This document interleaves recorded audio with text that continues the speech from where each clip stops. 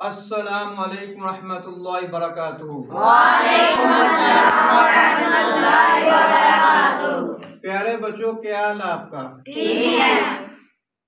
तो आज हम पढ़ेंगे इंशाअल्लाह रमजान के पहले अशरे की दुआ।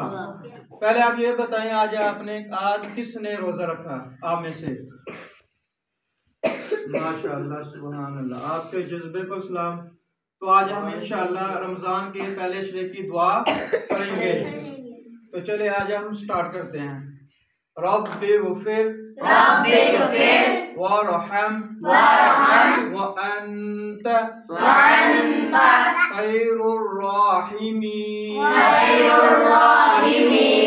ये फिर हम एक दफा पढ़ लेते हैं। रब्बि ग़फ़िर वरहम व अंत खैरुर राहिमीन। ये आपने कसरत के साथ रमजान के पहले अशरे में दुआ पढ़नी है। ठीक है बच्चों?